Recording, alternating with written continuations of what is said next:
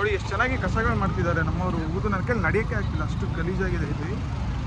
ಎಷ್ಟು ಚೆನ್ನಾಗಿ ಇಟ್ಟಿದ್ದಾರೆ ಇನ್ನು ಪವಿತ್ರವಾದ ನದಿಗಳನ್ನ ಎಷ್ಟು ಚೆನ್ನಾಗಿ ಇಟ್ಟಿದ್ದಾರೆ. ಹಿಂದ್ಗಡೆ ಕಾಣಿಸ್ತೀಯಲ್ಲ, ಬಂದು ಸ್ನಾನ ಮಾಡಿ ಚಟ್ಟಿ ಬಿಸಾಕಿ ಅಲ್ಲೇ ದೇವ್ರ ದರ್ಶನಕ್ಕೆ ಅಂತ ಬಂದು ಪಾಪಗಳು ಮಾಡ್ತಿದ್ದಾರೆ. ಪಾಪಿಗಳು ಎಲ್ಲರೂ ಸತ್ತೋಗ್ಬಿಟ್ರೆ, ನದಿ ಮುಳುಗಿ ಸತ್ತೋಗ್ಬಿಟ್ರೆ ಚೆನ್ನಾಗಿರುತ್ತೆ. ಅಷ್ಟು ಪಾಪಾತ್ಮರು ಇಷ್ಟು ದೂರ ಬಂದು ಎಷ್ಟು ಚೆನ್ನಾಗಿರೋಂಥ ಪವಿತ್ರವಾದಂಥ ನದಿ, ಹಿಮಾಲಯದಿಂದ ಬರುವಂಥ ಪವಿತ್ರವಾದ ನೋಡಿ. ಇಲ್ಲಿ ಯಾವನ ಕಕ್ಕ ಕೂಡ ಮಾಡಿದ್ದಾನೆ. ಸೊ ಇಷ್ಟು ಪವಿತ್ರವಾದ ನದಿನ ಬಂದು ಹಾಳು ಮಾಡ್ತಿರಲ್ರು.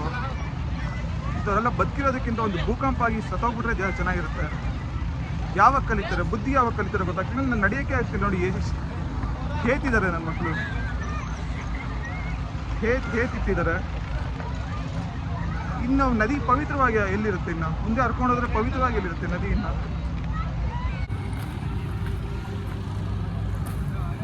ನಮ್ಮ ನದಿಗಳಿಗೆ, ನಮ್ಮ ಪವಿತ್ರವಾದಂಥ ನದಿಗಳಿಗೆ ನಮ್ಮ ಭಕ್ತಾದಿಗಳು ಕೊಡುವಂಥ ಕಾಣಿಕೆ ಇದು. ಇಷ್ಟು ದೊಡ್ಡ ಕಾಣಿಕೆ ಅಲ್ಲ. ದೇವ್ರ ದರ್ಶನಕ್ಕೆ ಅಂತ ಬಂದ್ಬಿಟ್ಟು ಪಾಪಗಳು ಮಾಡ್ತಾರಲ್ರು, ಪಾಪಾತ್ಮರು, ಪಾಪಿಗಳು ಅನ್ಬೇಕು. ಪಾಪಿಗಳೇ ಎಲ್ಲರೂ, ಪಾಪಿಗಳೇ. ದೇವ್ರ ದರ್ಶನ ಬಂದು ಪಾಪ ಮಾಡ್ತಾರೆ. ಉಗಿಯೋದು, ಮಾಡೋದು, ಚಡ್ಡಿ ಎಸೆಯೋದು, ತಿಂದದೆಲ್ಲ ಇಲ್ಲೇ ಬಿಸಾಕೋದು.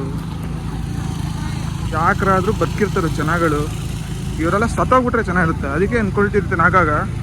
ಪವಿತ್ರವಾದ ಗೌಮುಖ್ ಘಾಟ್ ಹತ್ರ ನೋಡಿ ಎಷ್ಟು ಗಲೀಜು ಮಾಡಿದ್ದಾರೆ. ಎಲ್ಲ ಪ್ಲೇಟ್ಸು, ಚಪ್ಪಲಿ ಮತ್ತು ಎಲ್ಲ ಕವರ್ಸ್ ಎಲ್ಲ ಅಲ್ಲಲ್ಲಿ ಹಾಕಿದ್ದಾರೆ.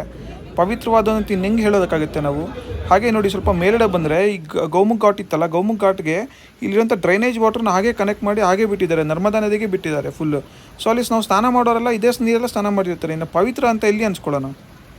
ಸ್ವಲ್ಪ ಯೋಚನೆ ಮಾಡಿ, ಸಿವಿಕ್ ಸೆನ್ಸ್ ಇರಲಿ.